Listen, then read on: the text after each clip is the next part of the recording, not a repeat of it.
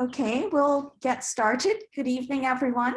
Please do make sure you mute your microphone. We're still getting a bit of background noise, people coming in. It's wonderful to see viewers joining us from far and wide. I'm Jocelyn Gardner, founder and chair of Print London. And on behalf of our collective, I'd like to welcome everyone to the first in a series of artist talks with Canadian master printers. Before we begin, in the spirit of truth and reconciliation, we'd like to acknowledge that the land on which Print London gathers is the traditional territory of the Atawandera, Anishinaabeg, Haudenosaunee, and Lenape peoples, who have long-standing relationships to the land, water, and region of southwestern Ontario. The local First Nation communities of this area include Chippewas of the Thames First Nation, Oneida Nation of the Thames, and Munsee Delaware Nation. We value the significant historical and contemporary contributions of local and regional First Nations of Turtle Island.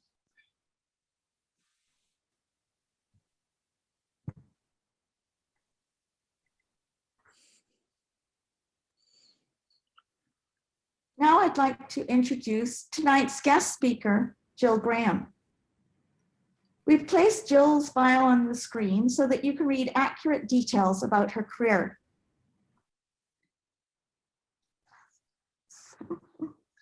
However, I'd like to introduce her from a personal perspective, since she has played an important role in my artistic career and is a friend and colleague.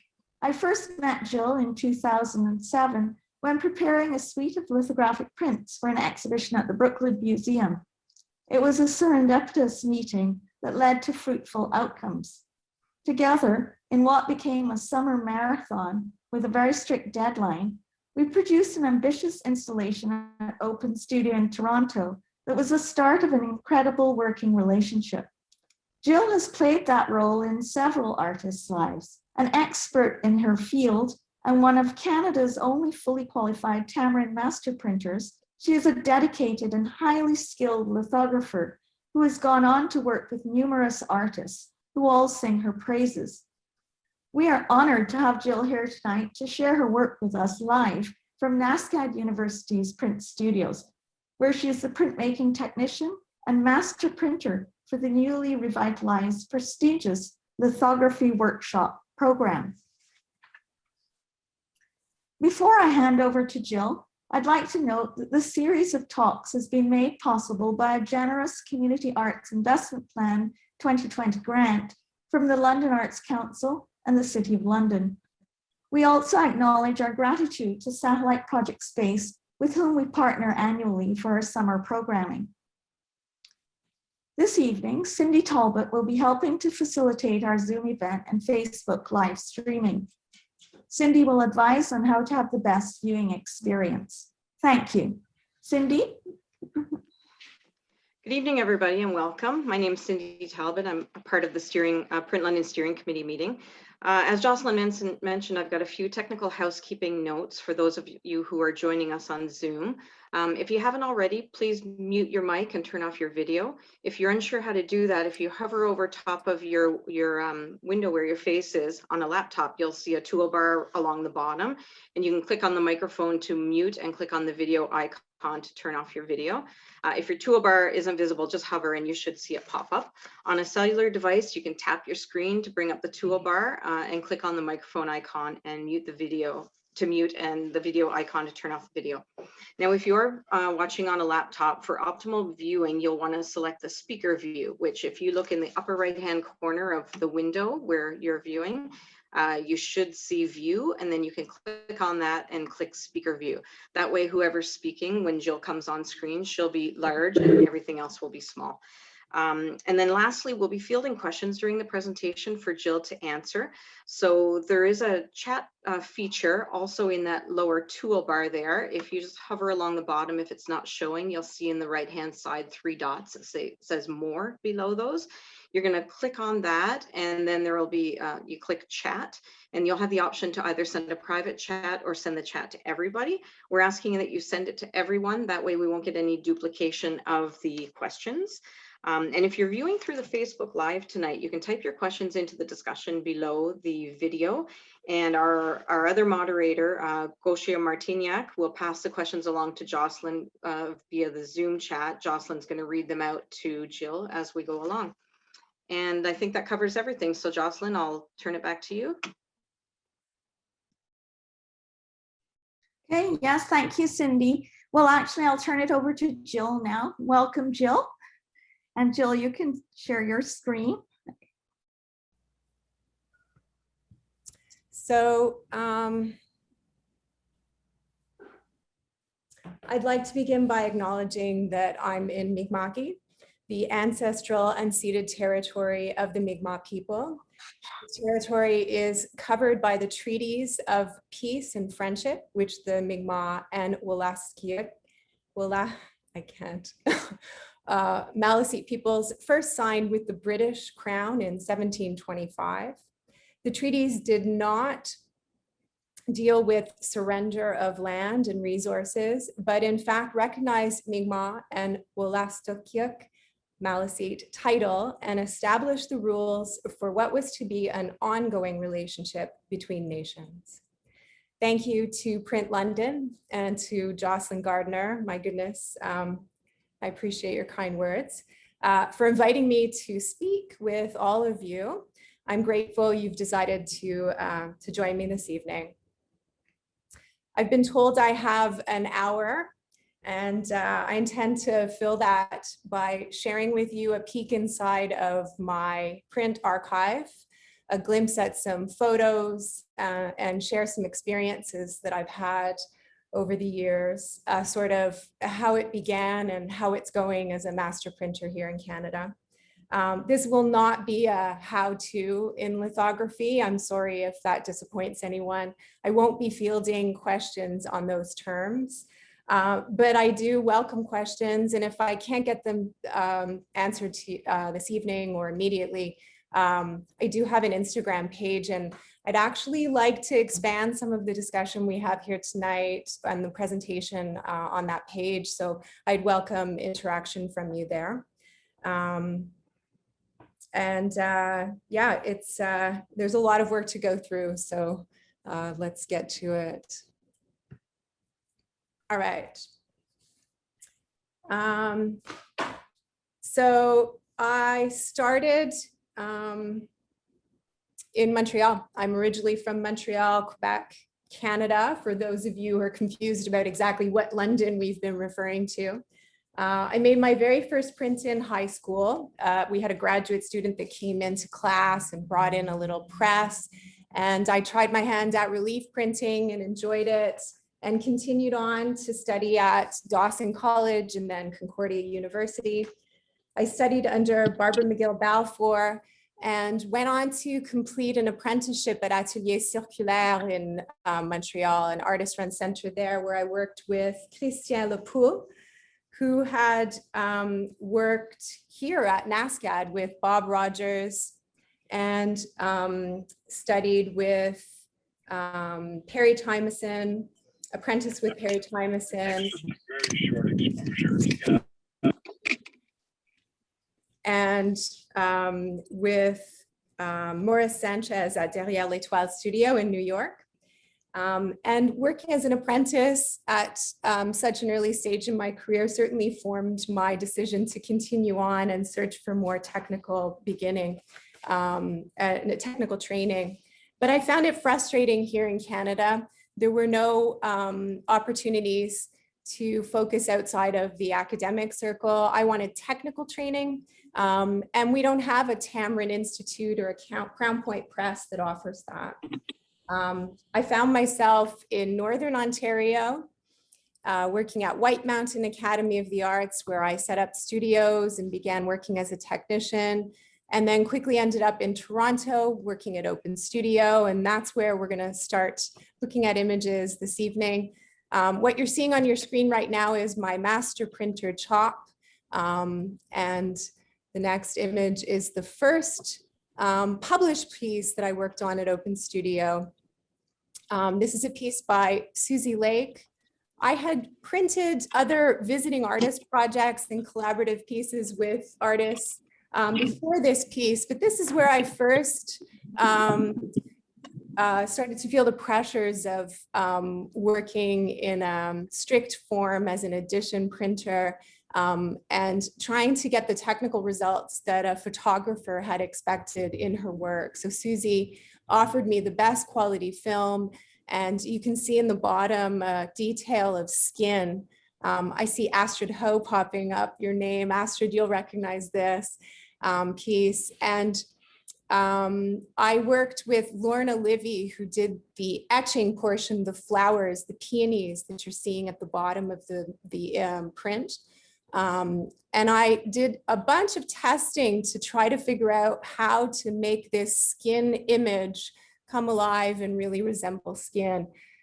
It was my first time really working with digital imagery, creating my own film, and trying to figure out layering that would build on that skin effect and give a little bit of the shine that was captured in the actual photograph itself. This was the first time that I did extensive testing, and I tested inks and papers and learned how to build the image, like I said, to get every little crevice and crack in the skin and every little beauty mark and mole. And it really set me off working in a fashion that you're going to see throughout this evening. I've borrowed back into. This second piece is by Karen Henderson, and she participated in the Open Studio Visiting Artist program.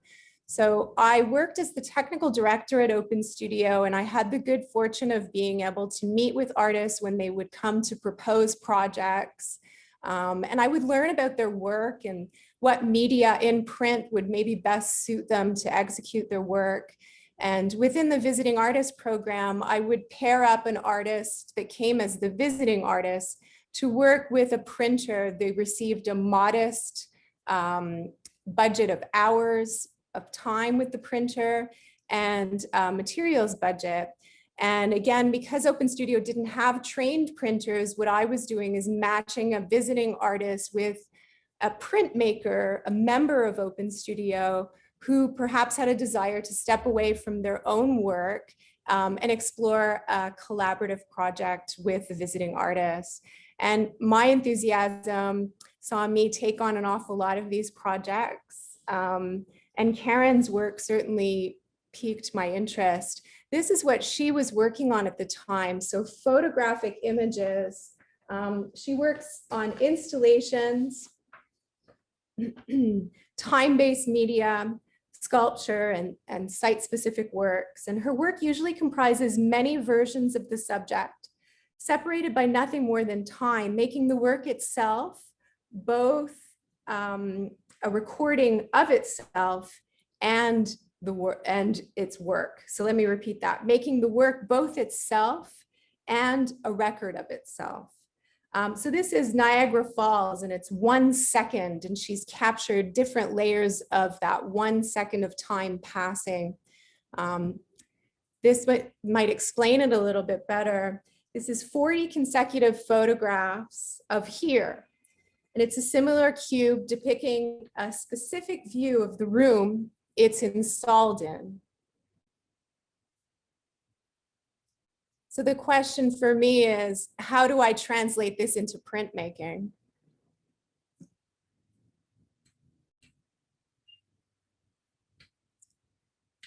So she's installed the camera to photograph the room and then created these cubes of plexiglass that layer the images in order to build up that view.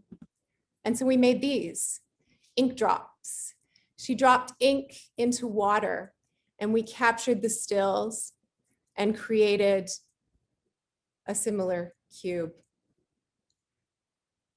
What I did was create the film and print these as 4-color separations, CMYK, on the hand litho press. They're very difficult to photograph. I have one here this evening. If there's time, I'll show it to you. But they were printed on separate sheets of acrylic. and in 4-color separation. So each of the views, something like this, would then be layered together to build the image, this, and then she would melt the edges into these plexiglass cubes. Nadine Barito was a member at Open Studio, and she was producing her own work in print. These are CMYK screen prints, and this was part of her MFA work. She also became a visiting artist, and she wanted to expand what she was doing in printmaking from something like this to lithography. She hadn't tried litho before, and I had just done this work with Karen using CMYK, so why not work with Nadine as well? And we created these prints both on Japanese papers and on Western paper. And she started to emboss the prints and cut them out into various forms. And then from there, she was working with formed wood. So the prints themselves were collated onto wood, and the wood was installed similar to her own work in screen printing. From there, she had me printing on plastic, something I had also just done with Karen. So these are images of algae printed in blend rolls, and the prints were done on sheets of this thermoform, or of this plastic, and then it was thermoformed to create these big water bottles that are about 3 feet tall. We created a number of them, and she started to work into these installation pieces where she was also screen printing labels and boxes, and it became more and more intricate, developing into a performance piece where she brought the bottles to a store. And this actually happened here in Halifax. Carried them into her car and eventually walked along the street and pushed them off the cliff into the water, making commentary on water and the impacts of plastics and in the environment. And Jocelyn gave me a terrific introduction, but I can't not mention Jocelyn and all of our work we did together. Jocelyn came to me in 2007, as she said, and with a looming deadline, she found herself in the position that she just couldn't do all the drawing and printing herself. And she decided to give me a chance and work with me and let me print her work. I have a different type of relationship with Jocelyn. She's a knowledgeable lithographer herself and has a very specific style of working. So I relied on her an awful lot for some of the technique that she was working with. Jocelyn will gum the stone, draft her drawing over top of that gum film with pencil. And when she's decided on her image, she scratches into the surface of the stone and creates a line drawing. So a line engraving essentially in lithography. That line gets filled with asphaltum, attracting the ink. It gets inked up, and then she's able to counter etch the stone and work back in to draw these beautiful, intricately drawn images using a number 5 crayon. So a really light drawing. And then she would etch the stone mostly herself. I mean, we would consult, but I relied on her knowing what she was doing. And in such a tight time restraint, there really wasn't any room for experimentation. I was really being hired as a printer for Jocelyn, and that was strictly it. She needed my strength and endurance, and I was happy to provide it. We created an entire installation piece that went into the Brooklyn Museum exhibition in a whirlwind, the most work I think I've ever done in such a short period of time. I've many stories about this piece, one of which was we were in such a rush for these prints to dry that, Jocelyn, do you remember, we took a blow dryer to them. The unique thing about these prints is not only the combination of the process, but also the materials that they're printed on. Jocelyn doesn't use paper. These are all on a frosted mylar called Denril. And it gives them a contemporary feel, although the actual technique references map making and traditional lithography.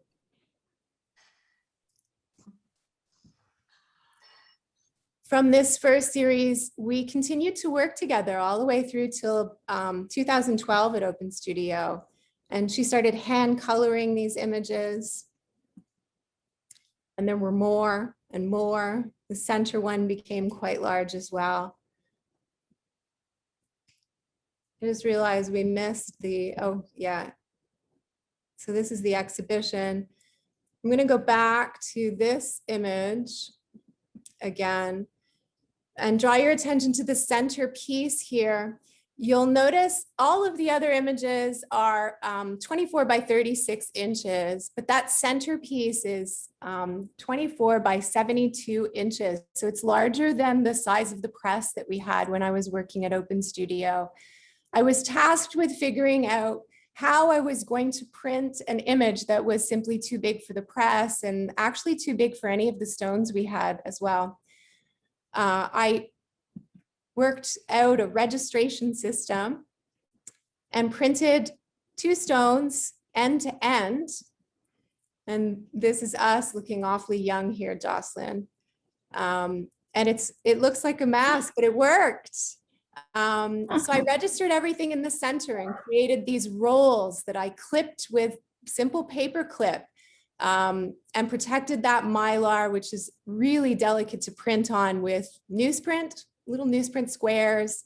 That yellow is tape, and I taped down tabs that you can see me pulling up here.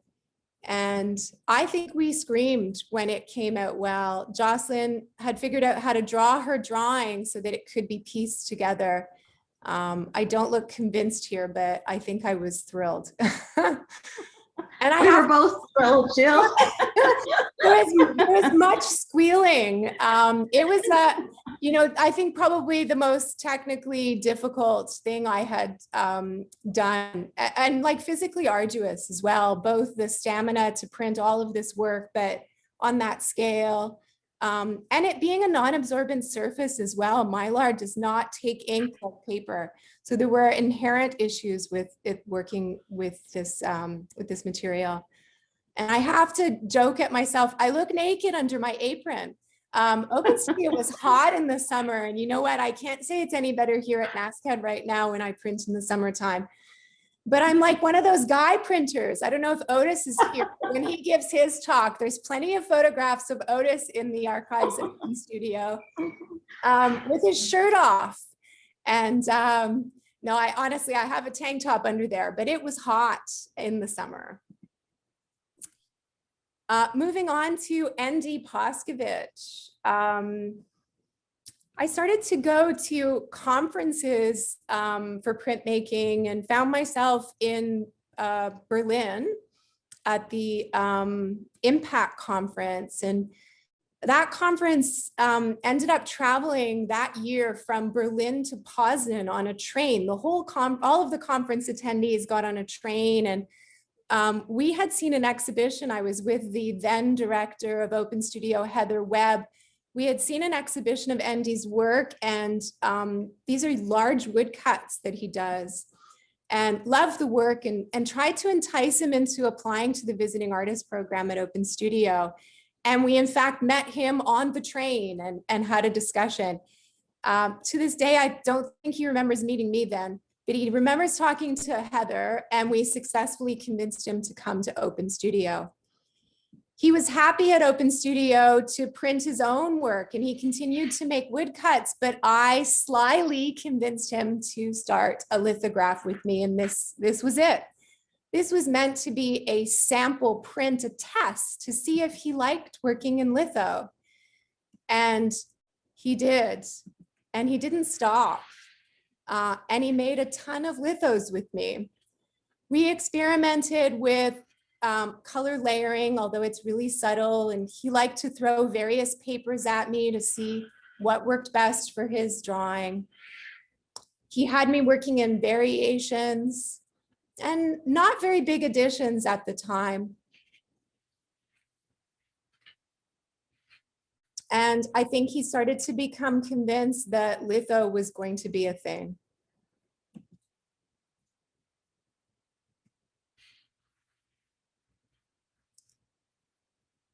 I remember being crushed when printing this one. There's a layer of gray that sits under that cast shadow on the water, and he felt I had printed it too dark. And man, I really had no idea how to remedy that. But we moved on and created an entire series he named the Crossing series. Tons of stones, some of the same stones that Jocelyn worked on. He created a texture by crinkling up tinfoil and started to scan that texture and manipulate it with his drawings, and then created these strange forms. And that texture started to permeate his work and appear again and again. Unlike Jocelyn, Andy had me filling in backgrounds, so that top image, I would start to draw with Andy. He lived in Ann Arbor and would make the drive to come see me at Open Studio, and often leave little things undone for me to finish for him. He made that drive an awful lot, but it ended up being several years of us working together. He liked to test things out with me. And sometimes we did big editions. So you can see the background behind him is an entire edition that he mounted on the wall to test out installation. I left Open Studio in 2012. It was actually after going to another impact conference, I decided that was it for me. My daughter, I'm a single mother, and she was grown and she left home, and it was finally my time to chase down that technical education I had searched for. Having had an apprenticeship so early on as a student, I realized that there was nothing like working with a mentor. And at Open Studio, there were so many knowledgeable people around, but I didn't get to work with my peers in lithography the same way I knew I would if I embarked on the Tamarind experience. And so I applied and was accepted. And it was an intense period of work. I was in litho heaven. This is the student side. I won't go into too much detail of the program. It's sort of a whole other discussion, a whole other artist talk.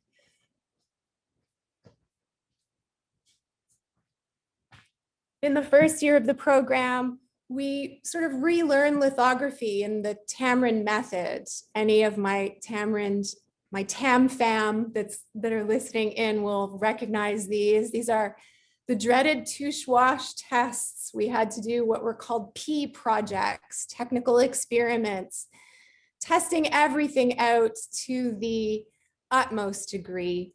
And it really was heaven for me. I spent so much time relearning and delving into things that, you know, maybe I had touched on, but never quite spent the time going into as much depth as we were challenged to do at Tamarind.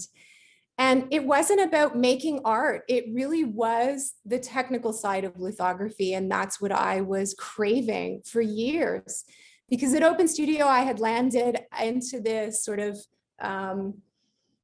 role of being expected to know at tackling the visiting artists and collaborative printing projects as somewhat of an authority, and I never really felt like I was. Somehow during that first term at Tamarind, the first half of that first year, I ended up back with Andy. So he invited me to the University of Michigan where he teaches, and I was a WIT visiting artist. I think it was just an excuse to do more lithographs for him. So really, honestly, he had a stone ready for me and he put me to work. But I also showed some of my projects and some of my own work and talked to the students and taught them a little bit of lithography. And it was a great experience to be reunited with Andy. But I ended up back at Tamarind and finished off that first year. This is Garrow and Tresian. If you've ever looked through the Tamarind Book of Lithography, you'll know who Garrow is. He is was the first Tamarind master printer and a big part of the Tamarind Book of Lithography. And I've put this image here because I'm going to show you one of my student projects. So in the first portion of the first year at Tamarind, we did all those technical exercises. In the second portion, we were matched with MFA students from the University of New Mexico, which was literally across the street from the Tamarind building. And we worked on collaborative projects for those MFA students. So they were the artists and we were the printers. And I'll always remember Garrow walking through the studio one day. He used to pop in and visit. And he told us very clearly that as collaborative printers, as master printers, if we were to get that qualification, that the onus was on us really to demand the best of our artists. So to challenge them. And I have to say, up until this point, I always thought a printer was sort of, to be seen and not heard. I felt what I was contributing to print projects was my technical skill. Like with Jocelyn, I was really satisfied to print for her. I was the vehicle to get that work done in a time crunch, but I wasn't contributing to her imagery. I would fill in areas for Andy, but I never suggested colors, or I really tried to lay back in that respect. But Garrow planted the seed and it started to push me a little bit more and make me feel like the years that I did have as a printer would, I could rely on that experience and that my voice might be heard a little bit more from these artists.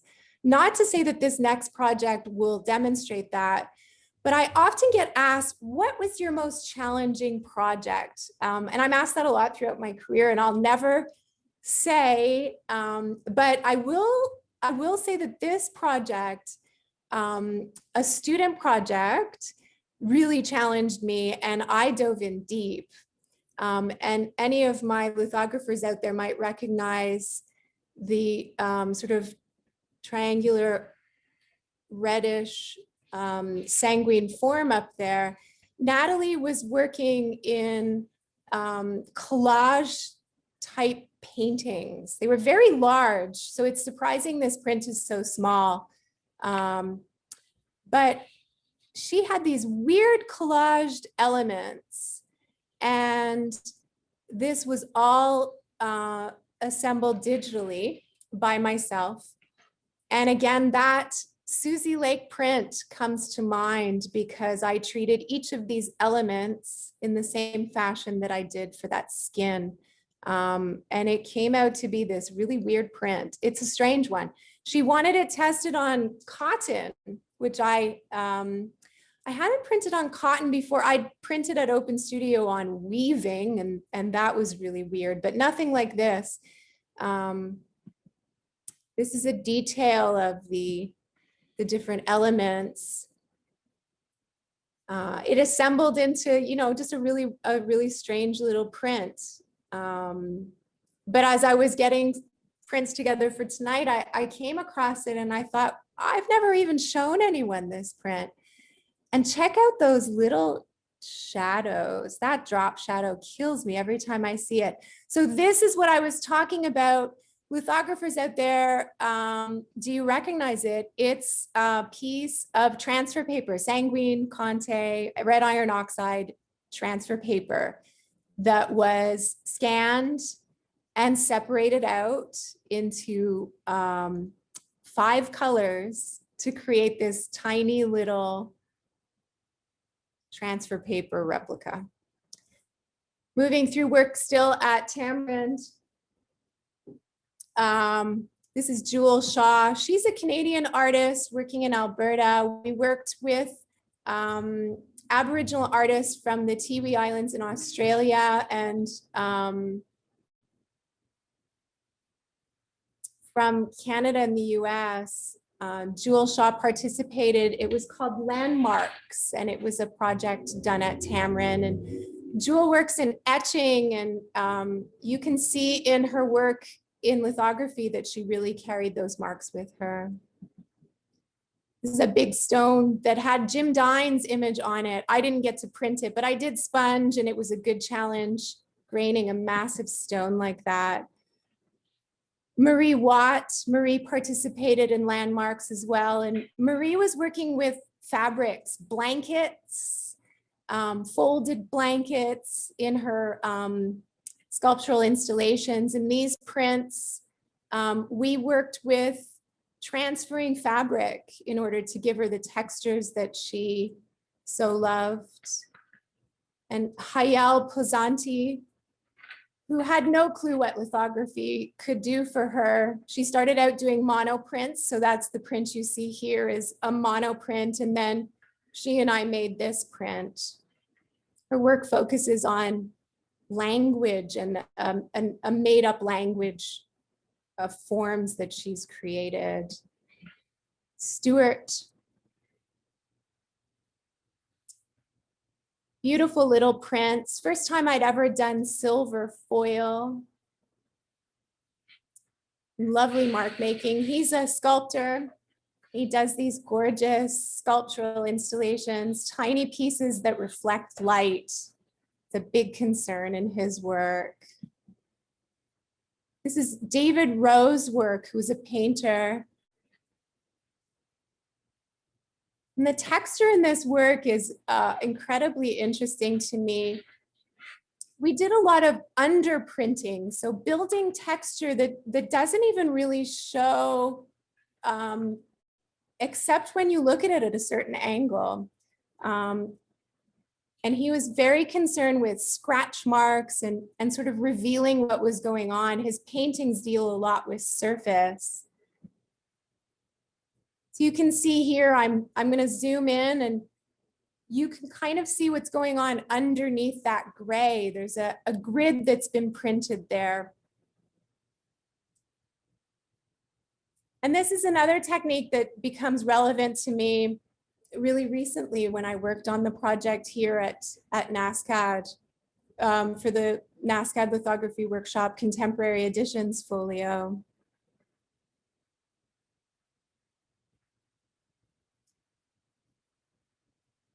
This dark bluish purple, you can see there's an orange grid that sits underneath and sort of shines through. Scratching and revealing and surface. Enrique Martinez Celaya, another painter. This is the biggest print that I've ever worked on, comprised of 4 stones. Bill Lagattuta, the master printer at Tamarind, and I worked on this one together. I'm, of course, apprenticing with Bill this whole time at Tamarind. I had gone through the first year and been accepted into the second year. So the projects that I've just shown you are all from that second year. And I was actually collaborating with the artists that were coming into work at Tamarind Institute. And Bill guided me through, and he printed 2 stones and I printed 2 stones. And it was amazing that they seemed together so beautifully. Leslie Dill.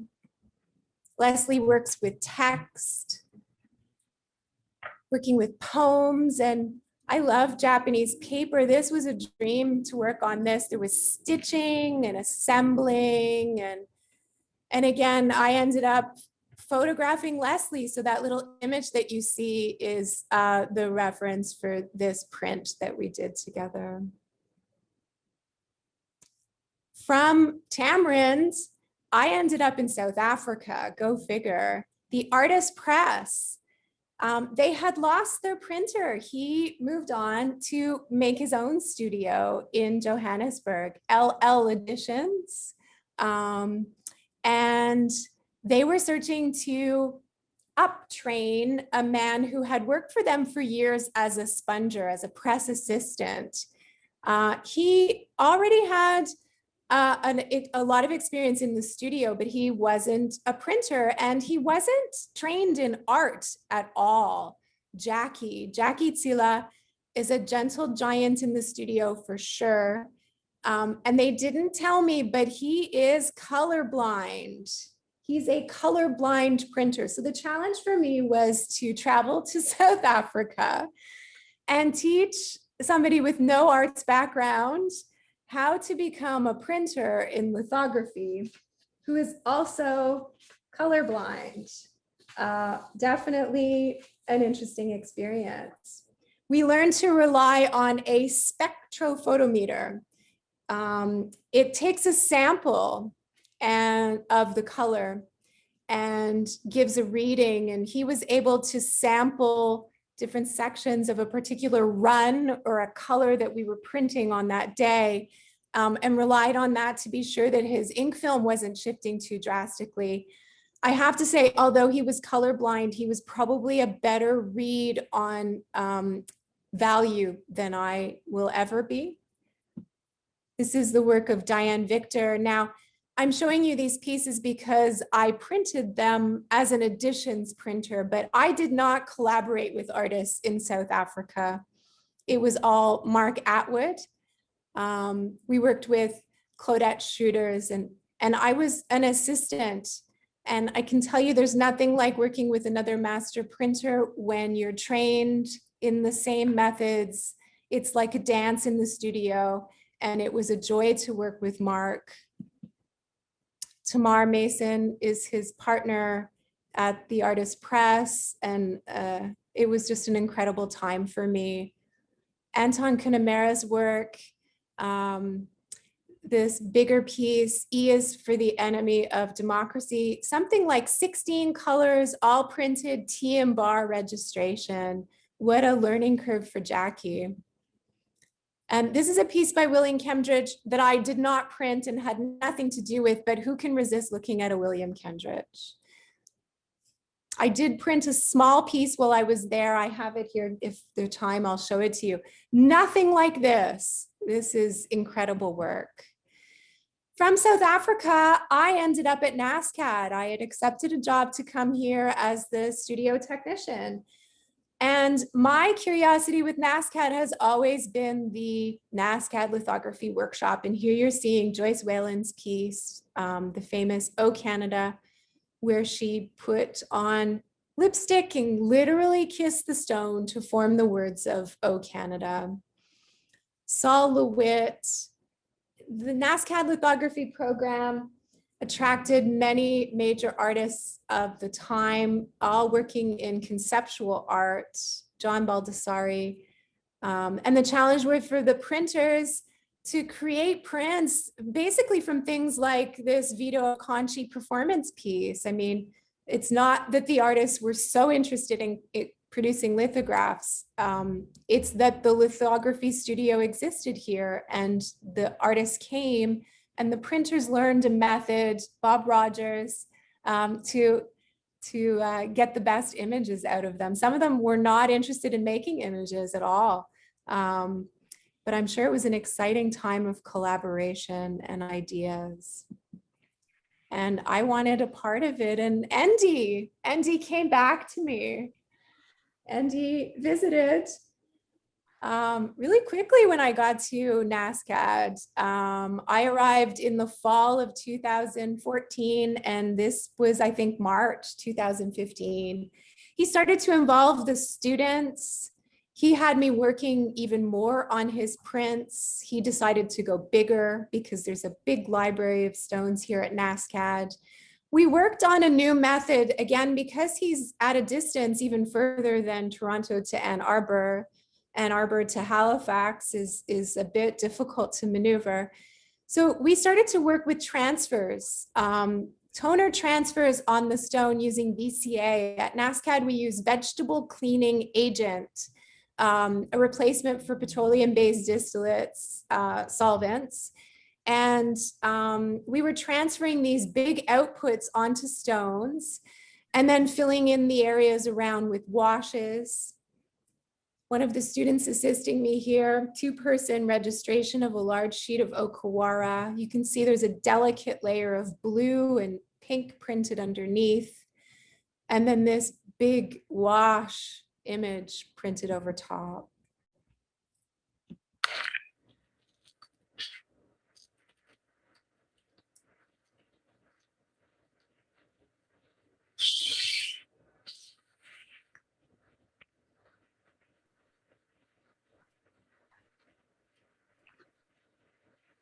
Jill? Yes. I don't want to stop you, but I know you asked me to tell you. So it's 7:53, but I think you should keep going personally. Thank you. Just telling you because you asked. I'm going to stop the video. We'll come back to that if there's time, but Andy's work started to change a little bit. There was this, and then there was this. So I was working on the lithographs, and simultaneously Andy was exploring the same type of imagery in his woodcuts. The background on this woodcut is an actual wash from lithography that he would have that I would have scanned likely and given to him, but that he would have expanded on and worked into his prints. He was working more digitally. He had done some time in Poland and worked with a man who created this technique with him for his woodcuts. And so we started to get into color, and we started to work digitally as well. So again, a scanned wash output, shot to a plate, sitting over a blend roll, and then the transfer method going back on top to create an image. And then that texture popped back in. So that tinfoil texture that is even more literal in the background of this print. And this is a glimpse at all the work I did with Andy over 2 years here at NASCAD.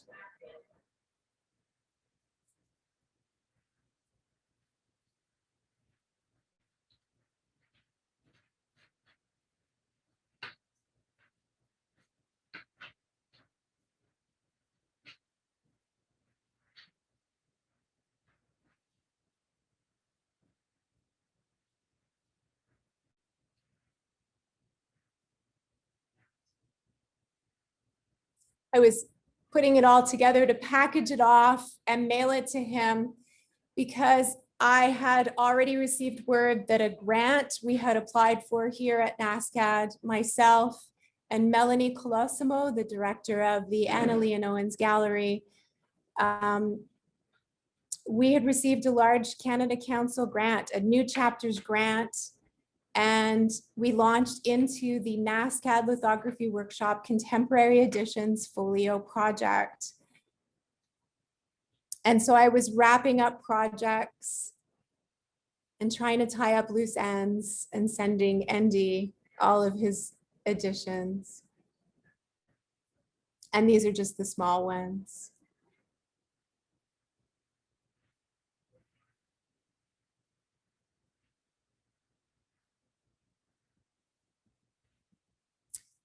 So the Lithography Workshop Contemporary Editions, we launch into that. Brendan Fernandez was the first artist. And if you know Brendan, the dancing makes sense.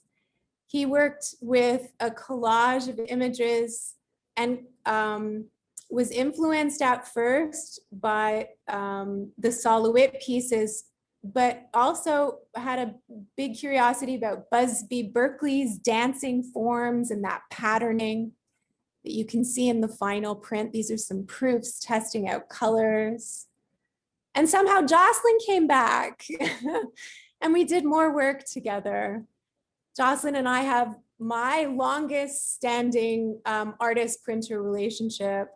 Yeah, it's with Jocelyn for sure. And we got some other layers. That was new textures, new layers. And here you can see some close-up of Jocelyn's drawing style. This is directly on the stone. This is prior to etching and printing. my gnarled hands. Edpian was another artist in the litho workshop. LWCE Project, he came October 2017 and laid a beautiful wash that actually in the end we didn't use. This wash was done with salt water from the ocean, but he also laid the salt water onto mylar. And from that mylar, we scanned it and created his final folio image. Amy Malbeuf. Amy worked with traditional tufting, caribou hair tufts.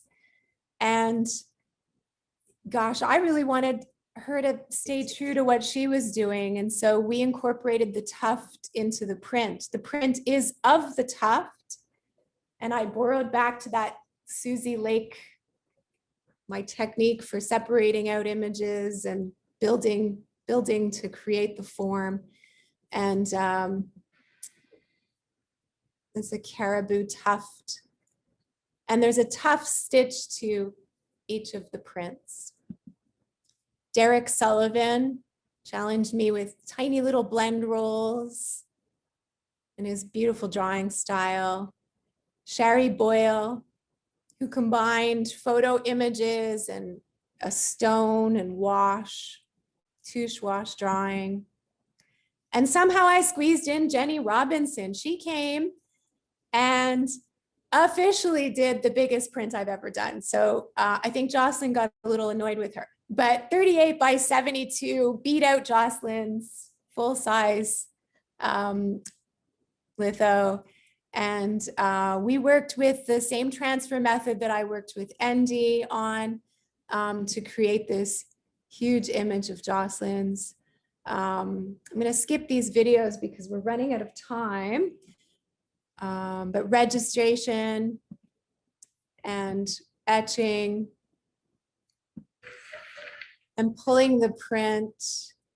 And then I ended up in Cape Dorset, Nunavut, which was part of the litho workshop grant for me to go to Cape Dorset, working with Souvenir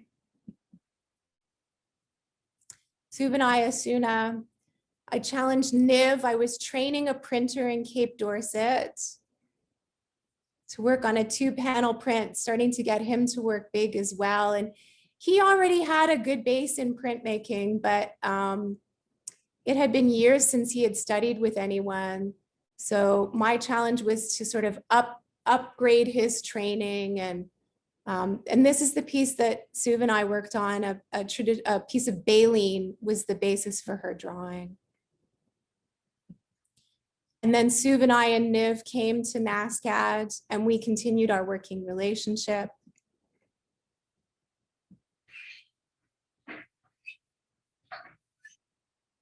Jordan Bennett and Erica Walker, who's faculty here.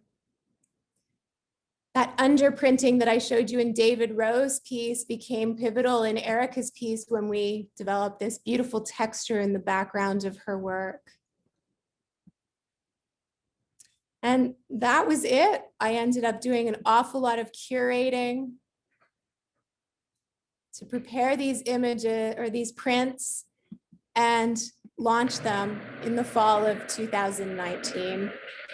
This is the folio for the NASCAD Lithography Workshop Contemporary Editions, presented here in the studio for a special VIP evening.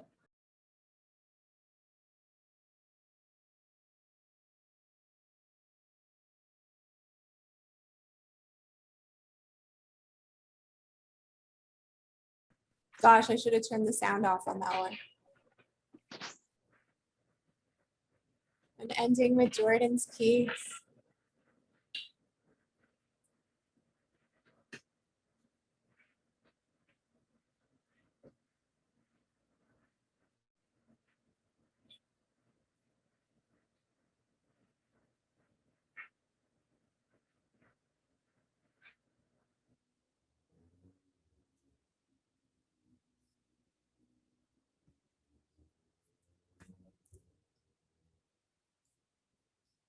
And that's it.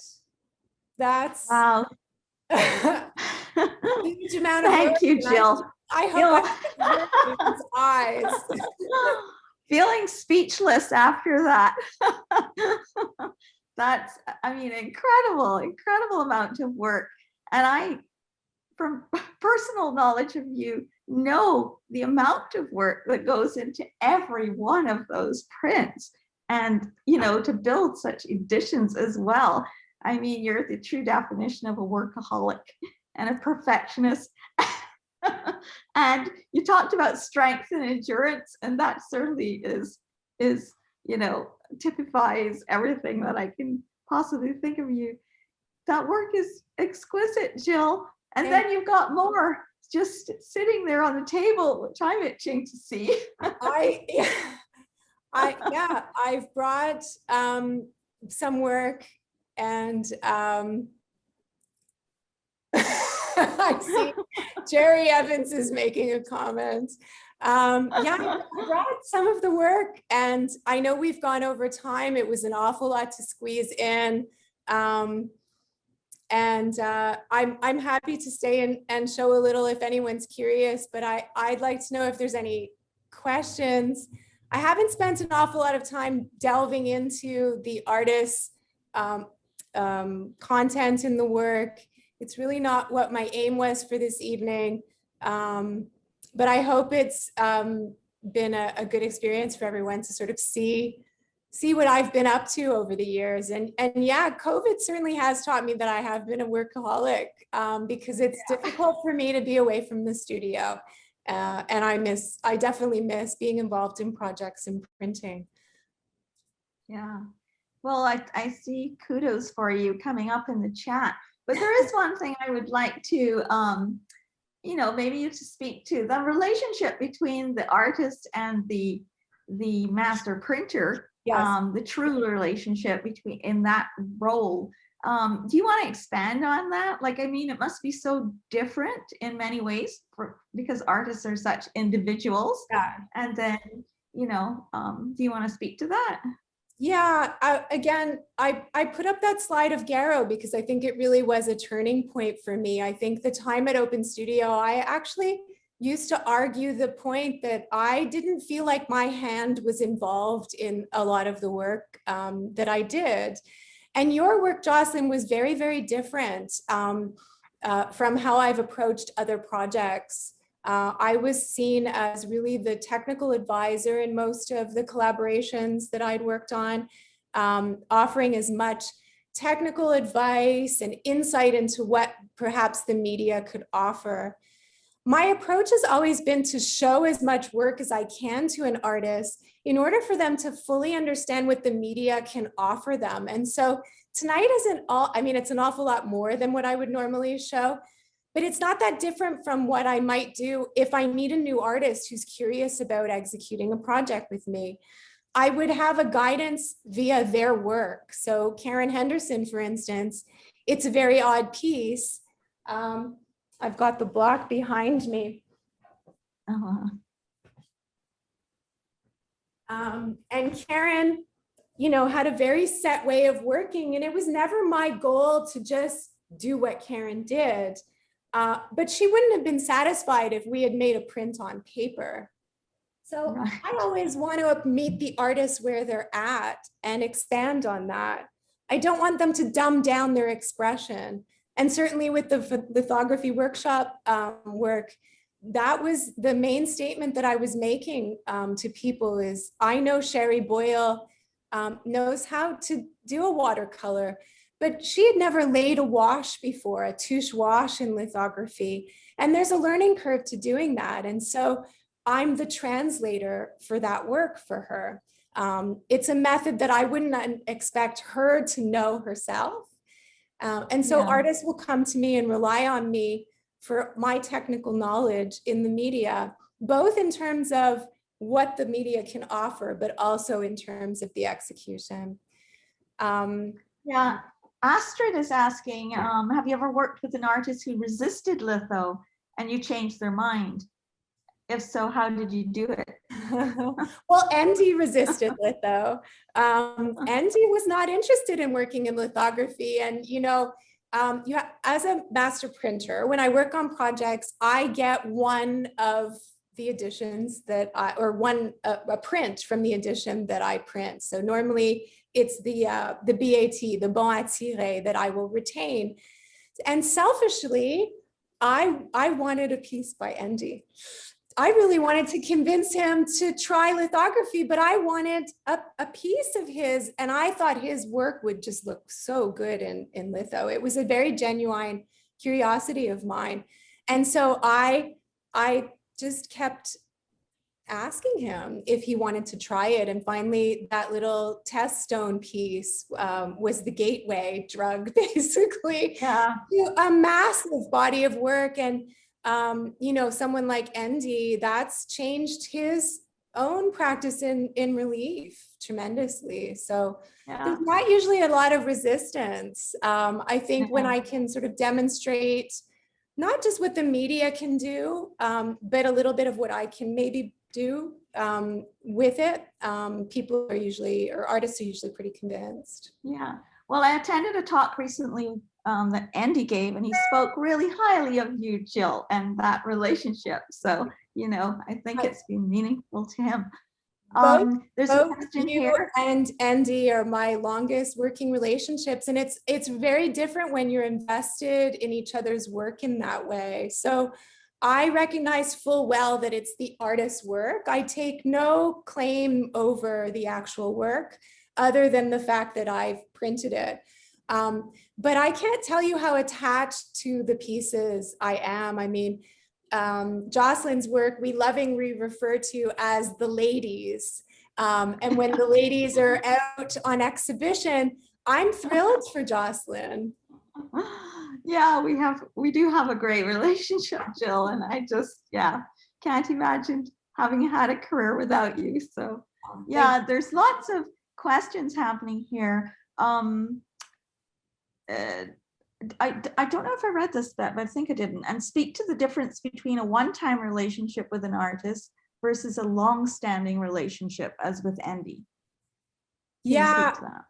Well, there's a trust and a language that develops, and the language is really important, as is the trust. So again, I'll repeat what I said. I would never want an artist to sort of dumb down their expression. If you've spent many years as a painter, you know what you're doing as a painter to a different degree than if you were to suddenly pick up a new media. And transferring your expression into a new media is a leap of faith. And I'm really asking the artist to trust me and allow me to be the vehicle for the execution of their work in that new media. So we have to develop a language between us, and we have to foster that trust. And there's a lot of intense moments when you work for somebody over a long period of time. There's a different level of expectation between the artist and the printer. And there's a push-pull that happens both technically and in terms of just the intricacies of the working relationship. When you're human relationships can be very complicated. Well, I could definitely speak to that, in that relationship, the intensity that's there and the stakes that are involved, there can be, things happening. I think the next question that I have here kind of relates to that. Do you have any projects from the past that just weren't working out for you for whatever reason and you scrapped? Would you return to them today? That's from Gosha, or from someone on Facebook live stream. Yes, actually I worked with a young painter, Erin Laurie, at NASCAD here. She came as a visiting artist of some sorts in the painting department, and she had worked with somebody at Open Studio and done these terrific monoprints, and she was really curious about working in lithography. We did this gorgeous little test print, and Erin's work in painting is very surface-based, luscious globs of very bright oil paint.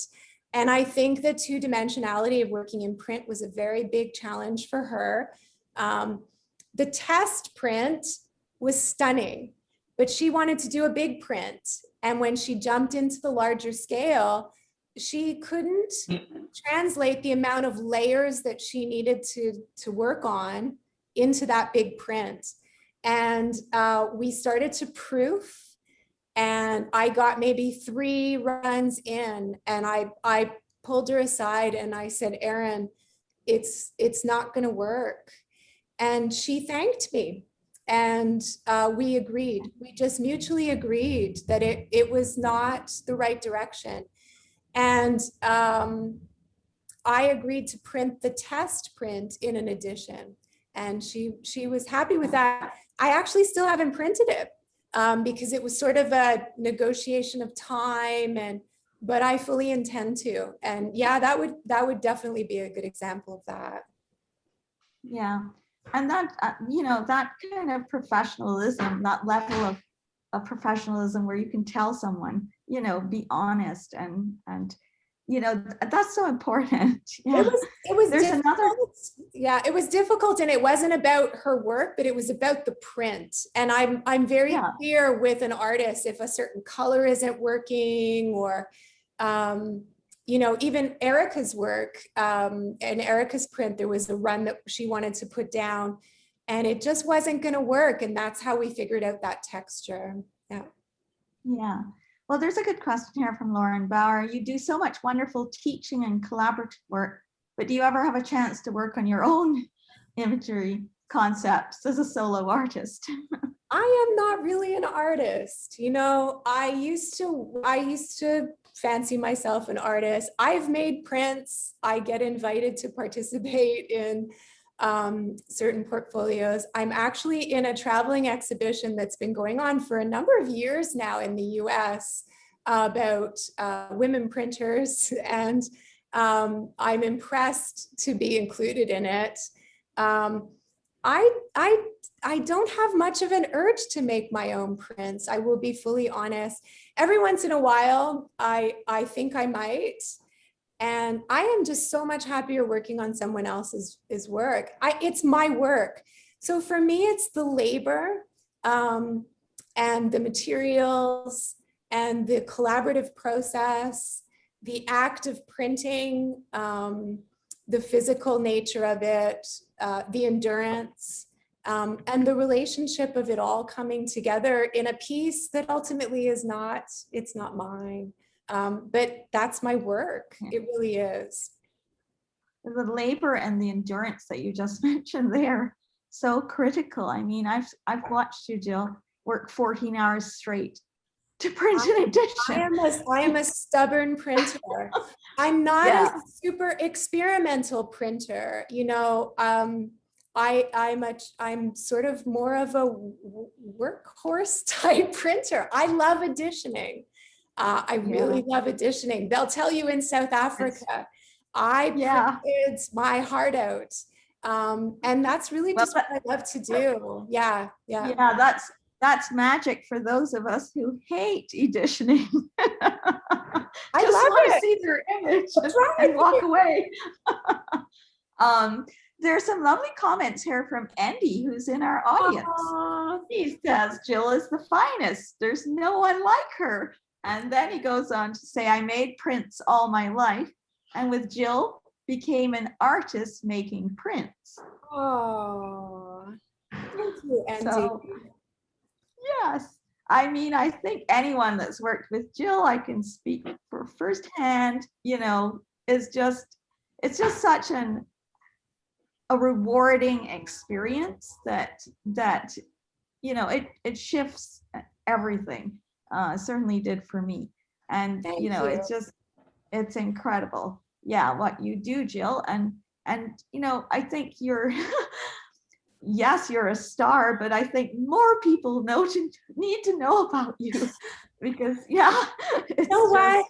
it's an odd thing that I do. And I was joking earlier that when I get invited to parties over the years, people do that. And what do you do for a living? And I actually roll my eyes often and I say, I'm an artist, or, you know, I work at a university, and it takes a fair bit for me to kind of launch into it. My father said he might hear this talk tonight, and Dad, this is what I do for a living. I'm not even sure. I mean, he's seen a lot of it over the years. And, you know, the other part of it is that I like presses. I repair presses, and I like being in the studio, and I like repetitive things and figuring things out. And so it just suits me. Yeah. Well, there's a comment here from, oh, so does someone want to speak? Yeah. Okay. Well, I see a comment from Jenny. I assume it's Jennifer Robbins. Working with Jill was one of the best experiences I've ever had. Plus, we had tons of fun and cocktails. So much fun. You must come back. I'm trying to get Jenny back. We need to make more prints, definitely. Yeah. And Sheila, sorry if I'm saying your name wrong. You've shown an amazing cross-section of work. You left Canada to get your technical training, but it looks like print is very alive in Canada now. Absolutely. Yeah. Well, wonderful work, you and the artists. Yeah. And Jenny says, I know, and we will. So, Australia. I've passed over a lot of the, you know, congratulatory comments. I know we can read them afterwards. Does anyone else have any questions, or if someone wants to speak? Sorry, I've been taking up time looking at the chat, but okay. Well, if not, I guess we'll close off. I can't thank you enough, Jill. This has been just wonderful, so wonderful. And Wonderful for me. Whenever I'm with you, I learn something. And, you know, tonight we've all learned, you know, the kind of experiences you've had are so rich, and the passion you bring to your work is integral to the outcomes. You know, there's a thing about working with someone who's so invested in what you're doing. I mean, I'm talking now as an artist. When you work with someone who's so invested, it's just so rewarding. You know, it's just, it's such a wonderful relationship. I definitely think I dive in deep. Yeah. And I mean, there's a lot I could have gone into about South Africa this evening and about being in Nunavut, but it's just so much. There's just so much. So, you know, maybe another talk, another time specifically about a narrower subject is what's needed. Okay. Well, your old friends at Open Studio are thanking you, Jill. Such a pleasure to hear you speak about your work. Yeah. So, hey, Jocelyn, great. Can I just say hello to Jill and you? Yes. Andy here. Nice to see you all. Oh, nice to see Jill after all these years. I think of Jill all the time. And all of my students follow Jill's Instagram. And so they have this kind of a world that they belong to that I suppose Jill and I created for them, and I'm very grateful for that. But I want to say, well, first I want to say hello to Jill. Nice to see you. You look wonderful. I think Jill, and this is something that I have always delightfully and vigorously challenged and struggled with Jill, that she's too modest, that she's just making herself someone who is sort of on the outskirts. But one thing that I've really come to appreciate about our long relationship and our countless numbers of hours in studio working is that it's those conversations that open the doors for all other conversations that followed in my professional life and my life as a whole. And I don't think I've had that with any other person that I worked with. No other person has matched that complexity.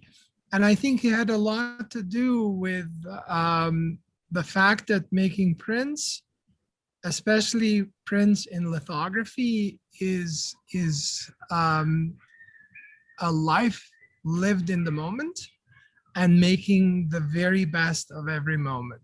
You know, I remember, and I oftentimes quote that kind of a moment when that little rock with a house on the top, that touche wash failed, and I just grabbed a piece of sandpaper and I made little circular donuts in the back. And that to me was truly the pivot. Like, it sort of changed everything I knew about art making, print making, teaching, living, that you can actually take a grip on the moment and pivot it your way. And that, I would say, is the meaning of life, like that you can seize the moment. And I always felt Jill was that kind of, I will first and foremost say artist, thinker, maker, and then master printer. Like, she truly thought about it as an artist who ventured into those complexities with me from a creative standpoint, not merely technical standpoint. And when I say that she is modest, she is modest. She's much more than she makes herself be. And, you know, I started printmaking all my life, and I've made prints all my life. But with Jill, I really began to think, oh my goodness, we're making art. We're not just making lithographic prints, but we're making art. Like, we're breaking all these rules of scale and approach. I mean, I remember going down at the Open Studio, right behind your building was that little burrito shop, and I would go and get a burrito, and I would save the tin foil and made them into little models and draw them. And suddenly that for me changed everything. So I still feed off of that. I still funnel that into everything I do. And so I'm really grateful for that. Like, I just feel like that was maybe the highlight of my professional collaborative work ever. And I don't think I will live long enough to encounter anyone as remotely as talented and brilliant as Jill. So nice to see you here. Thank you. Thank Yeah. you. Very well said, Andy. Thank you. I'm so happy that you came, Andy. Yeah, I'm so So glad. happy. Nice to see you. I mean, I think this bears witness to what it is to work with somebody over so many years, over, you know, answering that question over the shorter relationships. I think Jocelyn and Andy are really, you know, can speak on their side of it as well, that it just is a different, completely different working relationship. You know, one thing that I can say, because I also teach, I work with young people all the time. I just came from a studio. I worked with two of my students, former students who work with me now, like regularly. I mean, as a young artist, I thought that there's this kind of a distinction of labor and who does what and whatnot. And with Jill, I bounced that ball your way and you bounced it back. And there was this kind of idea that it's really collaboration that matters rather than art making, so to speak. I remember when those lithographs were shown at I'll say it in English, Lithographic Museum in Tidaholm in Sweden in 2015. I remember the curator, who was a Polish, you know, really brilliant and thoughtful curator, asked me, but you don't print the work, it's this master printer that prints that work for you. And I said, no, don't make it that way. It's really the conversation that we are having. And the work that you see is merely an artifact of that conversation. And if you open your heart and open your mind to see that those marks on the stone, whether they were made by me using crayons or you etching those stones, they actually are windows into those micro deliberations. And there were countless number of those that happened. And if that does not fuel the work, then it's not working, you know. And so I really feel grateful for that collaborative spirit that was always in the place, letting go of sort of barriers and moving towards the moment. So I've embraced that. Thank you for that, Joel. Thank you, Andy. Thank Yeah. you.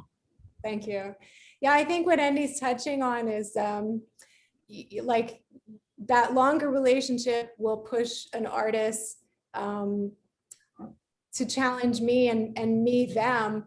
In a shorter working relationship, it's the technical side of trying to execute something. And as I was saying, I might not be the most experimental printer, but I'm always happy to be pushed because I want to address what the artist wants to accomplish. And if it means me learning something a little bit new or going bigger or working out a registration system, I'm really invested in it. And it's very rare that I'll say, no, I won't do that. When we're trained at Tamarind, Rodney Hammond, the education coordinator at the time would say, never promise an artist something that you can't deliver.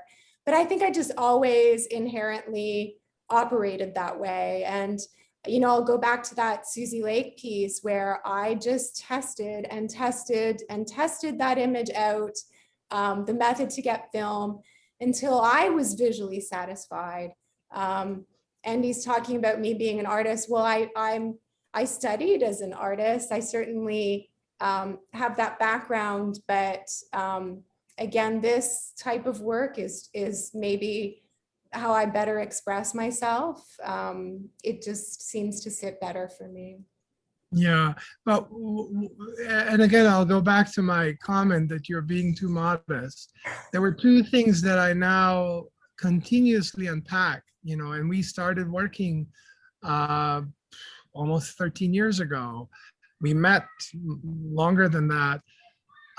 There were two really important aspects there. A lot of great and very talented master printers or master printmakers were men.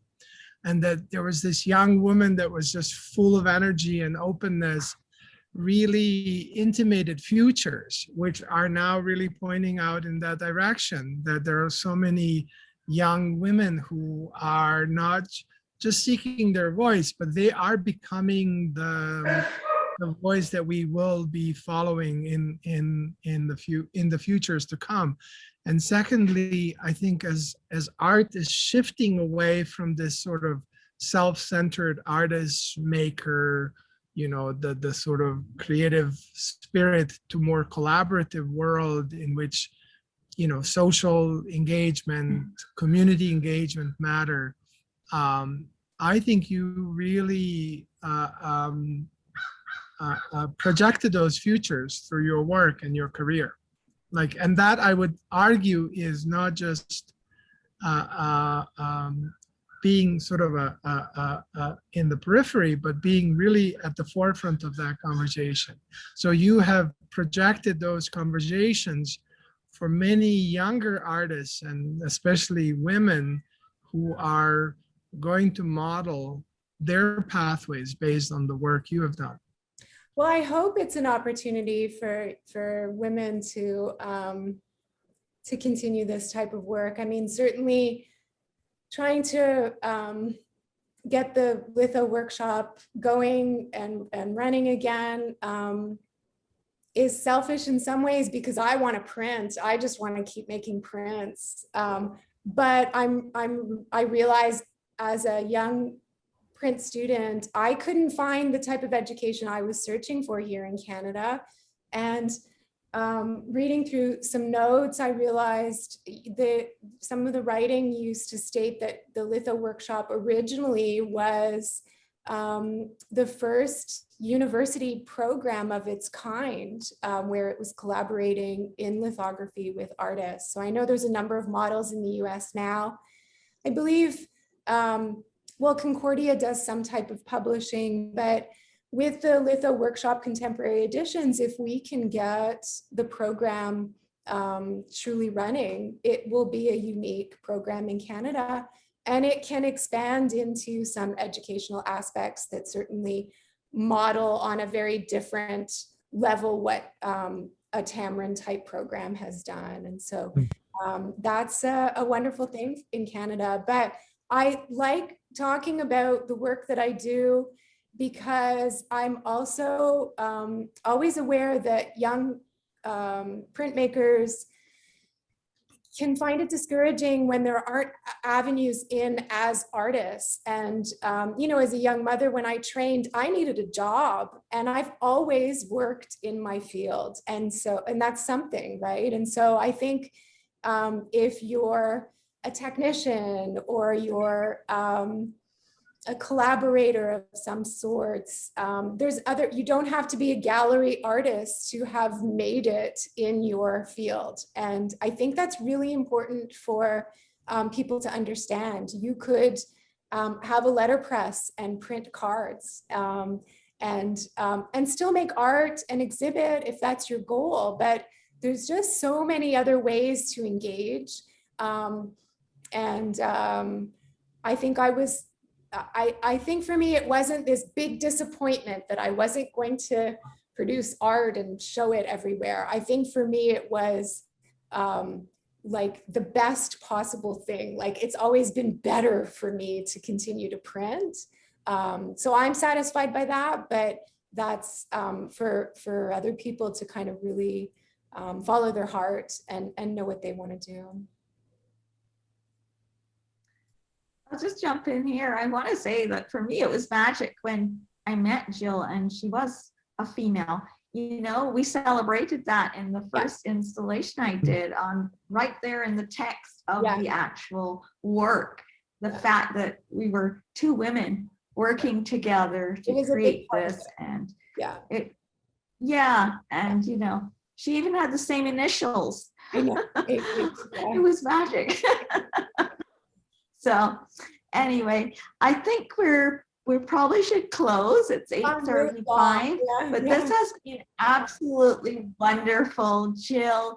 I think everybody needs to give you a huge round of applause. I don't see our little applause hands at the bottom there, but I think you've got excellent comments have been coming in, and I just, this evening has been so fulfilling on every level. So thank you so much, Jill. It's just lovely to see you. And for everybody who joined us this evening, we have two more talks in this series that are coming up. So we'll have Otis Tamasauskas coming up next Wednesday, June 23rd. And then we have Pudi Tong, June 30th, Wednesday, June 30th. So we'd love to invite you to join us for those talks as well. I know it's going to be really interesting. I'm just so excited by the series. So thank you for joining us, and please do join us again. Again, another round of applause for Jill. Thank you so much, and thank you to our sponsors. Thank you.